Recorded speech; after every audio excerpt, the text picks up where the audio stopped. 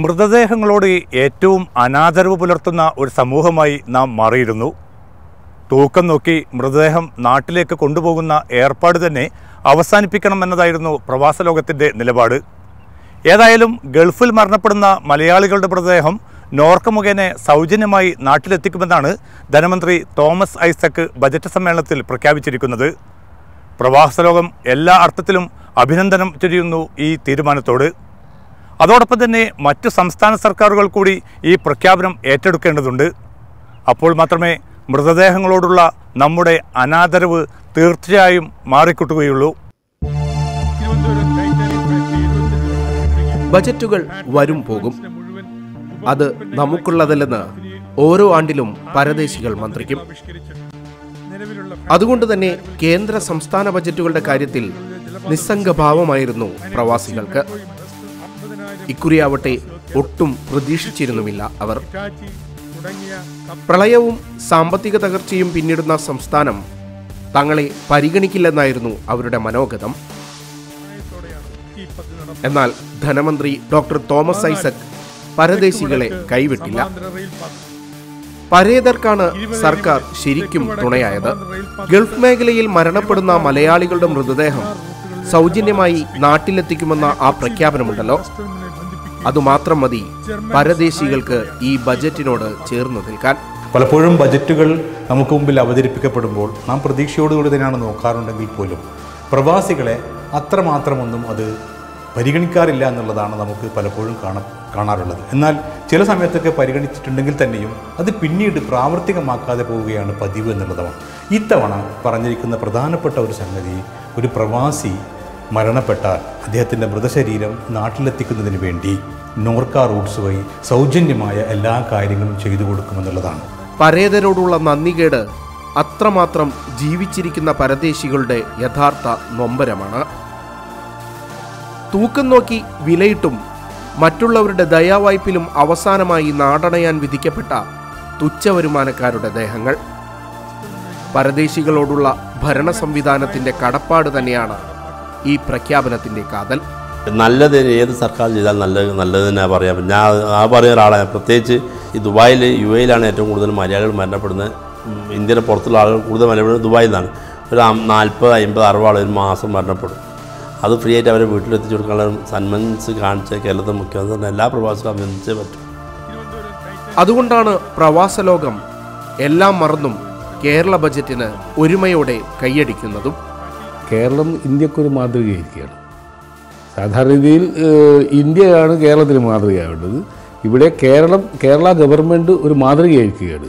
ഇത് വളരെ സ്തുത്യർഹമാണ്. അത് എനിക്ക് തോന്നുന്നത് ഇപ്പോഴത്തെ ഗവൺമെൻറ്, നമ്മുടെ ബഹുമാനപ്പെട്ട മുഖ്യമന്ത്രി ശ്രീ പിണറായി വിജയൻ്റെ ഈ ഗൾഫ് മേഖലയിലുള്ള അല്ലെങ്കിൽ കേരളത്തിന് പുറത്ത് താമസിക്കുന്ന ആളുകളുടെ വിഷയങ്ങളിൽ ഇടപെടുന്നതിൻ്റെ ഒരു വളരെ ക്രിയാത്മകമായിട്ടുള്ളൊരു ഇടപെടലിൻ്റെ ഒരു ഭാഗമായിട്ടാണ് കാണുന്നത്. എന്നാൽ പരദേശത്ത് മരണപ്പെടുന്നവർ മലയാളികൾ മാത്രമല്ല, ഉത്തരേന്ത്യൻ സംസ്ഥാനങ്ങളിൽ നിന്നുള്ളവരാണ് കൂടുതൽ. കേരളം മറ്റുള്ളവർക്ക് കൂടി വഴികാട്ടിയാവുമോ? കേരളത്തിൻ്റെ ഈ നല്ല ചുവടുവെപ്പ് മറ്റു സംസ്ഥാനങ്ങൾ കൂടി ഏറ്റെടുക്കാൻ സാധിക്കണം. അതല്ലെങ്കിൽ കേന്ദ്ര സർക്കാർ തന്നെ ഈ ദൗത്യം ഏറ്റെടുക്കുകയാണ് പ്രധാനം. പ്രവാസികൾക്കായി ചില ക്ഷേമ പദ്ധതികൾ കൂടി പ്രഖ്യാപിക്കാൻ ബജറ്റ് പിശുക്ക് കാണിച്ചില്ല. ലോക കേരള സഭയുടെ തുടർ പ്രവർത്തനങ്ങൾക്കായി 81 കോടി രൂപയാണ് വകയിരുത്തിയത്. ലോക കേരള സഭ എவ்விധം മുന്നോട്ടു പോകുന്നു എന്നതിനെ ആശ്രയിച്ചിരിക്കും അനുവദിച്ച തുകയുടെ പ്രയോജനം. 2000 രൂപയാണ് ഇപ്പോൾ പെൻഷൻ ആയി 60 വയസ്സ് വരെ അടക്കുന്ന പ്രവാസിക്ക് കൊടുക്കുന്നത്. അത് 5000 ഉയർത്തുമെങ്കിൽ അവന് ആശ്വാസം. അതാണ് പ്രവാസ ലോകത്ത് പിന്നെ ഈ സാധാരണ പ്രവാസി പ്രതീക്ഷിക്കുന്നത്. പിന്നെ സർക്കാർ പ്രഖ്യാപിച്ച ഒരുപാട് സംഗതികളാണ് ചിട്ടിയും അല്ലെങ്കിൽ ഡിവിഡൻഡും എന്നൊക്കെ പറയുന്ന പണക്കാരൻ അല്ലെങ്കിൽ അത് സാധാരണക്കാരനെ ഉദ്ദേശിച്ച സംഗതിയല്ല. വാർഷിക വിരുന്നുത്സവ വേദി എന്നതിനപ്പുറം പ്രവാസികളുടെ ജീവൽ പ്രശ്നങ്ങളിൽ ഇടപെടാൻ കരുത്തുള്ള പ്രസ്ഥാനമാണിതെന്ന് തെളിയേണ്ടതുണ്ട്.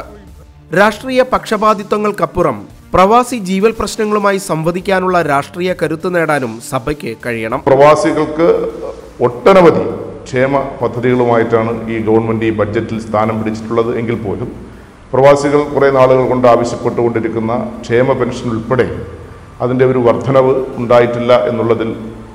നമുക്ക് വിഷമം ഉണ്ട്. തീർച്ചയായിട്ടും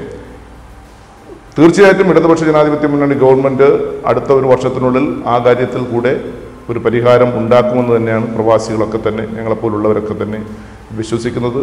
പ്രവാസികളും നാടുമായുള്ള ബന്ധം ശക്തിപ്പെടുത്താനും പ്രവാസി നിക്ഷേപത്തിനും ക്ഷേമത്തിനുമായുള്ള നല്ലൊരു ആശയം തന്നെയാണ് സഭ എന്ന കാര്യത്തിൽ ആർക്കും സംശയമില്ല. 1 ലക്ഷം രൂപയിൽ താഴെ വരുമാനമുള്ള നാട്ടിലേക്ക് മടങ്ങിയെത്തിയ പ്രവാസികൾക്ക് അടിയന്തര ഘട്ടങ്ങളിൽ ധനസഹായം നൽകാനുള്ള സാന്ത്വനം പദ്ധതിക്ക് 25 കോടി രൂപയും പ്രവാസി സംരംഭകർക്ക് മൂലധന സബ്സിഡിയും പലിശ സബ്സിഡിയും നൽകാൻ 15 കോടി രൂപയും ബജറ്റിൽ വകയിരുത്തിയത് നല്ല നീക്കം തന്നെ. ഇവിടെ ഇത്രയും നാളുണ്ടായിട്ട് ഏത് ഗവൺമെൻറ് ഇത് ചെയ്തിട്ടുണ്ട്? അത് കേരളത്തിൽ ഏറ്റവും കൂടുതൽ ഈ ഒരു പ്രോബ്ലം ഉള്ള ടൈമിൽ ശബരിമല വിഷയം, പ്രളയം, ഈ ബഡ്ജറ്റ് നമുക്ക് ഇപ്പോൾ ഐസക് സാറിന് ഏറ്റവും നല്ലൊരു ബഡ്ജറ്റ് അവതരിപ്പിച്ചതെന്നാണ് എൻ്റെ ഒരു കണക്കുകൂട്ടൽ. എന്നാൽ അതുകൊണ്ട് മാത്രമായോ? ഇല്ല എന്ന് തന്നെ പറയും പ്രവാസി സമൂഹം. മുഖ്യമന്ത്രിയുടെ ഗൾഫ് കാഴ്ചപ്പാടിന്റെ ഗുണഫലം ബജറ്റിലൂടെ പരദേശികൾക്ക് ലഭ്യമായിട്ടുണ്ട്. എന്നാൽ സുരക്ഷാ പദ്ധതികളുടെ കുറവും ഫണ്ടിന്റെ അപര്യാപ്തതയും ബജറ്റിന്റെ പ്രവാസോന്മുഖ നിലപാടിന് തിരിച്ചടിയേൽപ്പിക്കുകയാണ്. ക്ഷേമ പദ്ധതികളുടെ കാര്യത്തിൽ ബജറ്റ് അത്രയൊന്നും മുന്നോട്ട് പോയി എന്ന് പറയാനാവില്ല.